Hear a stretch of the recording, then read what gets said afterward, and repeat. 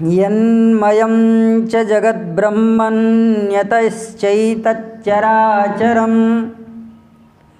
लीनमासीद्यथा यत्र लयमेष्यति यत्र च यत्प्रमाणानि भूतानि देवादीनां च सम्भवं समुद्रपर्वतानां च संस्थानं च यथा भुवः। दिव्यानंद कल्याण गुणगण निलय भक्तवांछा कल्पतरु भक्तवत्सल शरणागत वत्सल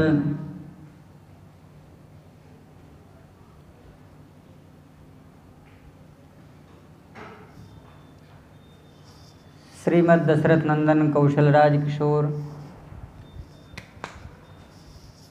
श्री जानकी जीवन धन भगवान श्री राघवेंद्र सरकार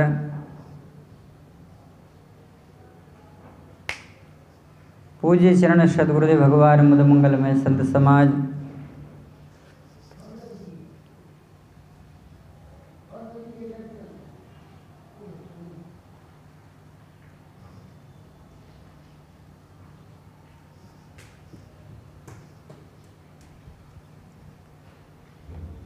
भगवान की महती अनुकंपा कृपा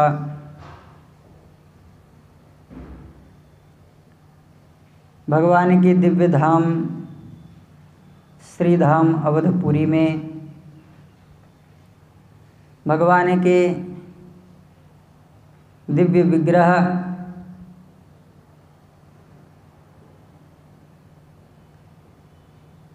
श्री राम जानकी राधा वल्लभ के चरण में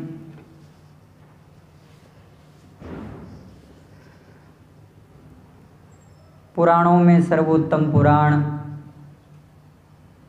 जो दिव्य पुराण अष्टादश पुराणों में उच्चतम शिखरस्थ समासीन भगवान पुराण पुरुष का यह स्वरूप दिव्य भागीरथी गंगा भक्त हृदय अंतःकरण विमल अविचल स्वरूप से जिन महापुरुषों के मुखारविंद से यह निश्वसीभूत हो रही हैं, इनका चरित्र हम सब विगत कई शत्रुओं से दर्शन करते आ रहे हैं। यह ऋषियों का स्वरूप है जिसको पूज्यपाद गोस्वामी पाद वर्णन करते हैं। श्रोता वक्ता ज्ञान निधि कथा राम के गूढ़ अगाध ज्ञान के भंडार जो श्रोता हैं और साक्षात ब्रह्मपुत्र वशिष्ठ जी के प्रपौत्र महर्षि दिव्य ज्योतिष संपन्न ज्ञान मंडल के आगार भगवान पराशर हैं। उपनिषदों में और अनेक प्रकार के ग्रंथों में इन महापुरुषों के दिव्य चरित्रों का उल्लेख है।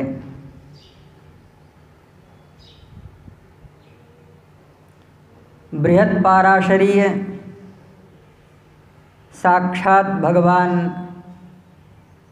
सूर्य नारायण की गति को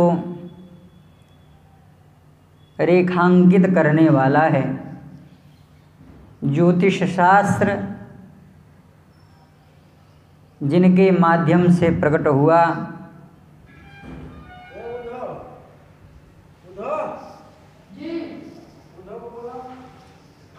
और ऋग्वेदों के अनेक प्रकार के मंत्रों को जिन हृदयों ने साक्षात्कार प्राप्त किया है, ऐसे महर्षि पराशर के सानिध्य में और उनके परम कृपा भाजन ज्ञान राशि के अनंत शिरोमणि महर्षि मैत्रेय भगवान के यथावत स्वरूप का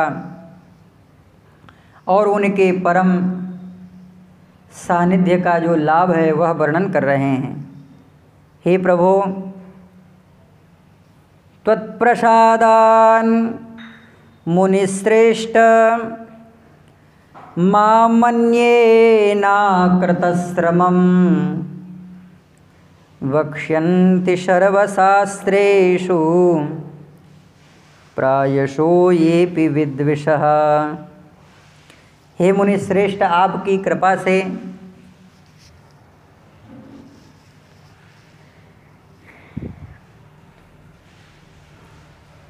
मेरे लिए कहे गए मेरे विद्वेषियों के द्वारा जो मेरे विपक्षी हैं, वह भी आपके उस ज्ञान की यथार्थ परिश्रमता का प्रकट वर्णन अपनी वाणी में मेरे विरोध में करते हैं।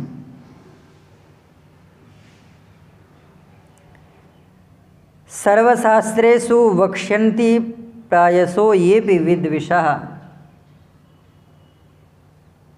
मैंने शास्त्र ज्ञान प्राप्त करने में विशेष परिश्रम किया है,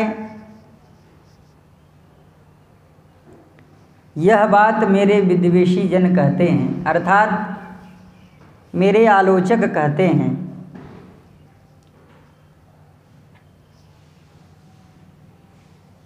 दैन्यता का यह बड़ा बृहत स्वरूप है।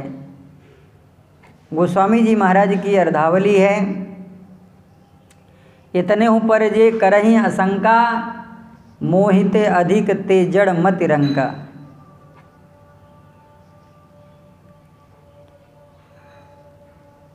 क्योंकि दैन्य का यह स्वरूप है कि जिस दैन्य का आश्रय लेकर के ज्ञान की जो अविचल धारा है वह अनेक रूपों में प्रस्फुटित होती है। हे महाभाग, इतना होने पर भी मेरे जो मन की अभिलाषा है वह पूर्ण नहीं होती। जो ज्ञान की धारा है वह ज्ञातव्य तक पहुँचे और शांत हो जाए, यह समुचित ज्ञान का प्रबल मिश्रण नहीं है। इसमें कुछ अभिमान की गंधता लगती है।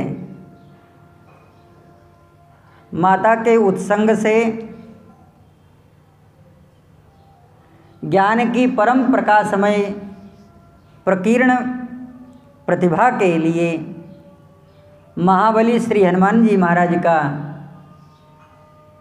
वह जो छलांग था, वह जो ज्ञानाभिमुख अतिक्रमण था, उत्क्रमण था, वह भगवान सूर्य से अनंत ज्ञान राशि को प्राप्त करके भगवान रघुनंदन श्री राघवेंद्र सरकार के पावन सानिध्य तक पहुँचा। यह प्रबल ज्ञान स्वरूप की बड़ी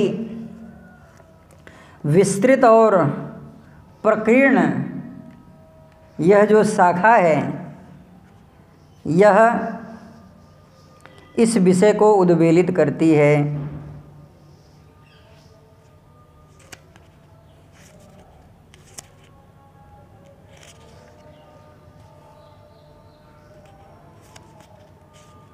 इसलिए रघुनंदन श्री रामभद्र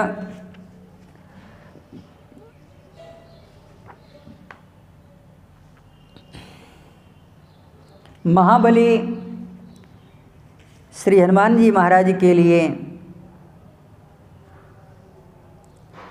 बड़े सुंदर सुंदर शब्दों में श्री लक्ष्मण जी महाराज से कह रहे हैं, नानृगवेद विनीतस्य नायजुर्वेदधारिणः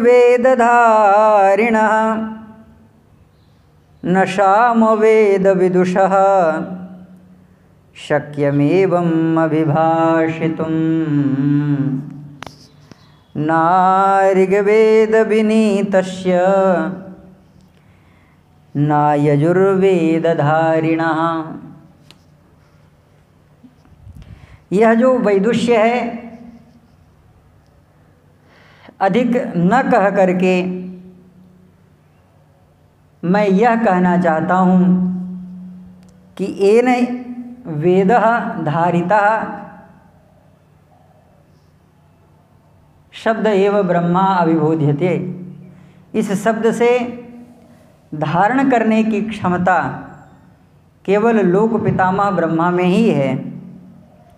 मैं श्री हनुमान जी के विकल्प में ब्रह्मा जी को भी नहीं देखता। नानृग्वेद विनीतस्य नायजुर्वेदधारिणः न सामवेद विदुषः शक्यमेवम् अभिभाषितुम्। विभाषितुम् विशेषेण भाषितुम्। किस तरह से इन्होंने वाणी का व्यवहार किया है और वाणी के विषय में फिर क्या कहना। नूनं व्याकरणं कृत्स्नम् अनेन बहुधा श्रुतं बहुव्याहरतानेन न किंचित अपशब्दितम्। अपशब्दितम से लक्षित कर रहे हैं कि श्री हनुमान जी महाराज की मुखाकृति भी बदली नहीं। न मुखे नेत्रयोश्चापि ललाटे च भ्रुवोस्तथा अन्येष्वपि च सर्वेषु दोषं विदितः क्वचित्। अन्य किसी भी प्रकार से दोष की परिकल्पना हे लक्ष्मण जी इन महाभाग में मैं नहीं प्राप्त करता। उरस्थः कंठगम वाक्यम वर्तते मध्यमश्वरम् अविस्तरम् असंदिग्धम् अविलंबितमव्ययम् संस्कारक्रमसम्पन्ना मद्भुतम् अविलंबिताम् उच्चारयति कल्याणी वाचं हृदयहर्षिणीम्। अनया चित्रया वाचा त्रिस्थानव्यञ्जनस्थिता स्थया कस्य नाराधते चित्तम् उद्योत शेरशेरपि। एवं विधो यस्य दूत न भवेत् पार्थिवस्य तो सिद्ध्यन्ति कथं तस्य कार्याणां गतयो नघ। इन वचनों को उद्धृत करने का भाव यह है कि परम मंगल में जो दिव्य विग्रह ज्ञान स्वरूप भगवान श्री राघवेंद्र सरकार वैराग्य मूर्ति भगवान शेषावतार श्री विग्रह धारण करने वाले भगवान श्री रामानुजाचार्य के समक्ष यह बातें जो प्रकट हुई हैं, यह ज्ञान की अप्रतिम प्रतिमा श्री हनुमान जी महाराज के लिए हैं। तो भाव यह है कि ज्ञान जैसे अखंड शिलाओं के तंड को तोड़ते हुए निर्मल और विमल प्रवाह ज्ञान की अविरल अचल धारा अनेक प्रकार के शिला तंडों को तोड़ते हुए आगे बढ़ती है, उसी तरह से हे गुरुदेव सोहम इच्छामि धर्मज्ञः श्रोतुम त्वक्तो यथा जगत। इन सभी प्रकार के जगत को किस प्रकार से सृष्टिकर्ता ने सृष्टि किया, या आगे भी किस प्रकार के कल्प में इस सृष्टि का निर्माण होगा, बड़ी विचित्र बात है। अभी इसके पहले जो जैसे इसकी संरचना हुई थी यह भी आप जानते हैं, और इस समय यथा वस्तु स्थिति जगत की जो है इसे भी आप जानते हैं। और आगे जब यह कल्प प्रलय में परिणत होगा और पुनः जब कल्प का प्रारंभ होगा तब कैसे प्रारंभ होगा यह भी आप जानते हैं। अर्थात आप मेरे लिए हे गुरुदेव भगवान साक्षात सृष्टिकर्ता हैं। इसलिए सृष्टि के पूर्व में, सृष्टि के मध्य में और सृष्टि के अंत में, पुनः सृष्टि के आदि में जो भी क्रियाएं घटित होने वाली हैं इन सबको आप जानने वाले हैं। इसी को कहा जाता त्रिकालज्ञ सर्वज्ञ तुम गति तुम्हारी सर्वत्र। यह तो सीमित हो गया। जानहि तीनी काल निज ज्ञाना करतल गद आमलक समाना। महर्षि कह रहे हैं कि हे प्रभो, बभूव भूयस्य यथा महाभाग भविष्यति यन्मयं च जगत ब्रह्मं न्यतश्चैतत् चराचरम। यह संपूर्ण जगत उत्पादन का कारण क्या है, चराचर किससे उत्पन्न होता है और यह किसमें विलीन होता है। इसके अतिरिक्त आकाश आदि भूतगण का जो परिमाण है, समुद्र पर्वत देवता आदि पृथ्वी, उत्पत्ति पृथ्वी का अधिष्ठान और सूर्य का परिमाण तथा उनका आधार और देवताओं का वंश, मनु मनवंतर बार बार आने वाले चारों युगों में विभक्त कल्प और कल्पों के विभाग, प्रलय और उनके स्वरूप और युगों के पृथक पृथक संपूर्ण धर्म, देवर्षि तथा राजर्षियों का चरित्र और आपके शिष्य के द्वारा उत्पन्न किए गए अनेक प्रकार की वेदों की शाखाओं का यथावत आप वर्णन करें। ब्राह्मणादि वर्ण और ब्रह्मचर्य आदि आश्रमों में धर्म जो हैं, हे महामुने, मैं आपसे वह सुनना चाहता हूँ। सूर्यादीनां च संस्थानं प्रमाणं मुनिषत्तमं देवतादीनां तथा वंशान् मनून् मनवन्तराणि च कल्पान् कल्पविभागांश्च चातुर्युग विकल्पितान् कल्पान्ते अस्य स्वरूपं च युगधर्मास्य कृत्स्नतः। हे प्रभो, चारों युगों का धर्म क्या है यह मैं आपसे जानना चाहता हूँ।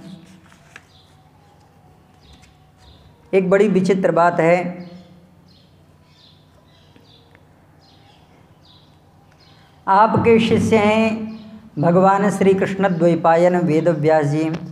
इन्होंने वेदों की शाखाओं का कितना प्रणयन किया और ये आगे कितना करेंगे।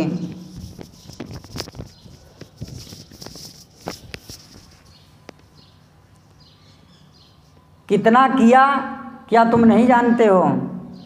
तब इसके लिए कह रहे हैं कि हे प्रभु, वेद शाखा प्रणयनम यथावत व्यासकर्तृकम्, उन्होंने कितना किया है और आगे वे कितना करेंगे, इसका मतलब इस विषय की गुत्थी को सुलझाने में हे गुरुजी आप ही समर्थ हैं। किस शिष्य में किस प्रकार की कितनी योग्यता है वह तो केवल गुरु ही जानता है। वो स्वामी जी महाराज कह रहे हैं कि यथा सुवंजन अंजिदृग साधक सिद्ध सुजान, यथा सुवंजन अंजिदृग साधक सिद्ध सुजान। दृग एक है लेकिन विभूतियाँ तीन हैं, साधक सिद्ध और सुजान।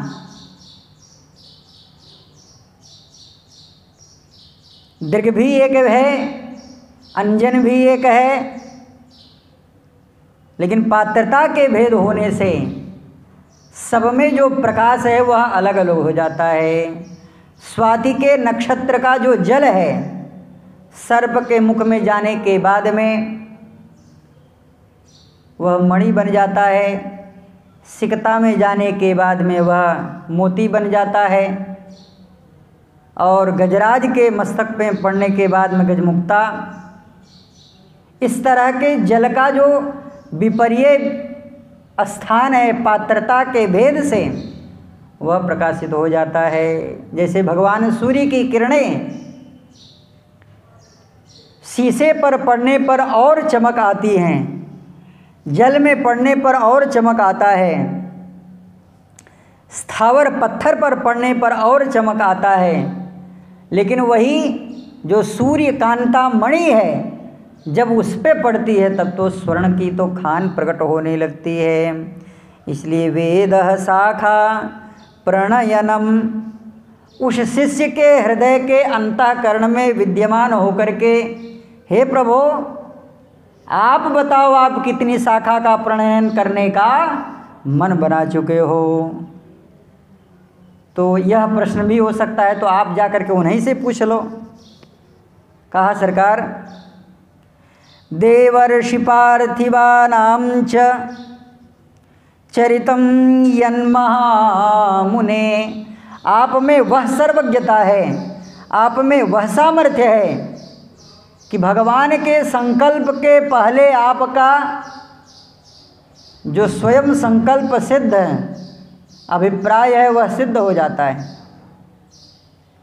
आदेश तो मिला था दासराज को, समय की घड़ी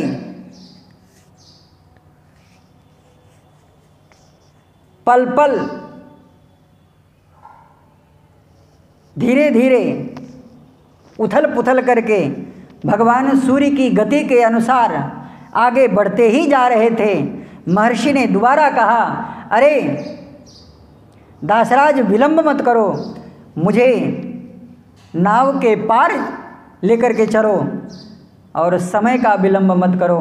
दासराज ने कहा, प्रभु आप ही धर्मशास्त्र के उल्लेखन करता हैं और आप ही धर्म से हमें विरुद्ध कर रहे हैं। भोजन पर बैठा हूँ, प्रथम ग्रास मुख में आया है, भोजन को छोड़ दूँ तो भी पाप और भोजन को न करूँ, आपकी बात को मानूँ तो भी भोजन का अपमान। तो कहा विकल्प प्रकट करो।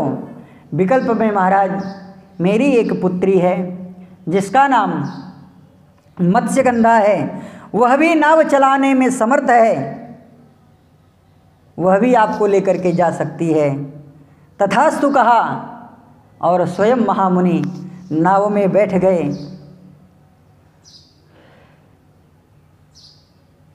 समय के वह परिधि जब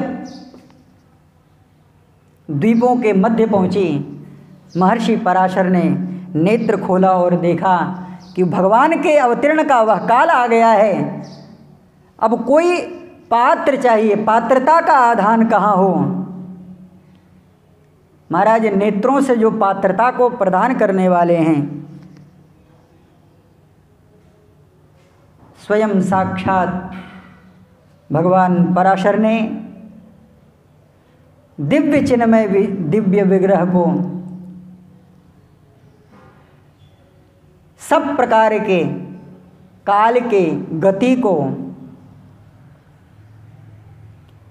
निर्बाध रूप से रोक करके सृष्टि में बिना किसी प्रकार के उथल पुथल हुए बिना यथावत सबको रोक करके साक्षात भगवान को प्रकट कर दिया।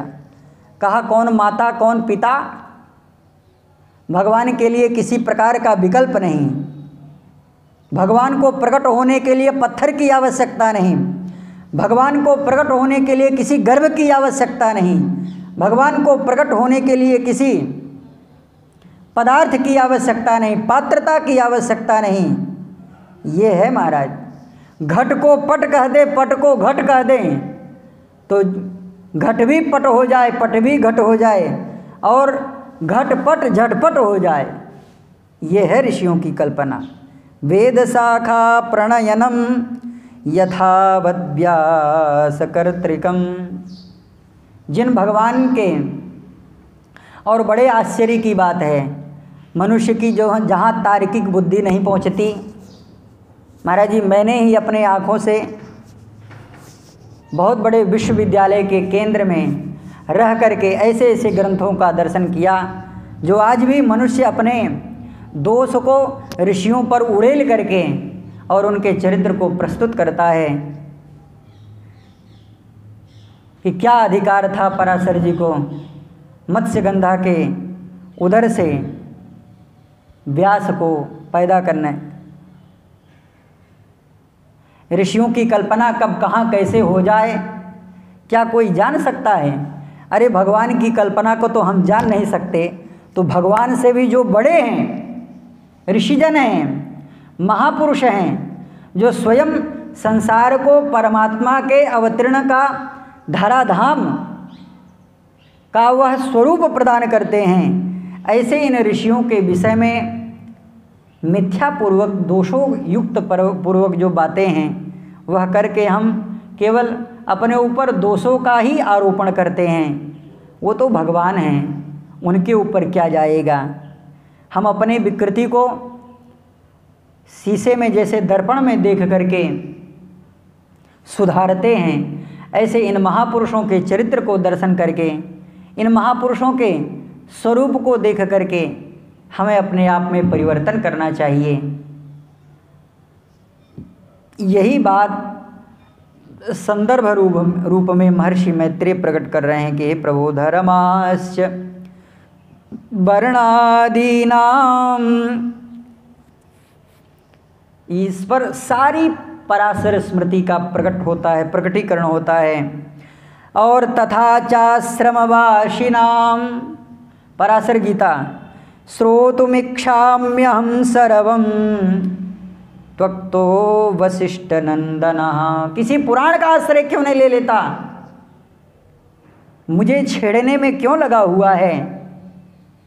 अगर गुरुजी प्रश्न करें, किसी सदग्रंथ का आश्रय ले लो, थोड़ी सी भजन की संख्या और भी बढ़ा दो, थोड़ी सी सेवा की संख्या और बढ़ा दो। कहते हैं हे प्रभु, यदि इन सबसे ज्ञान की प्राप्ति होती तो मैं अवश्य कर सकता था, लेकिन श्रोतुमिच्छाम्यहं, मैं आपके वाणी रूप शब्द ब्रह्म को अपने श्रवण के द्वारा हृदय अंतःकरण में परमात्मा को उसी तरह से आकार प्रकार स्वरूप उसी प्रतिमा में प्रतिष्ठित करना चाहता हूँ। यानी वेद समर्थ हैं साधक के हृदय को प्रकाशित करने में, लेकिन जब तक वह गुरु रूप शब्द का स्पर्श न करें, गुरु रूप वाणी का स्पर्श न करें, तब तक वह समर्थ स्वरूप भी असमर्थ सा प्रतीत होता है।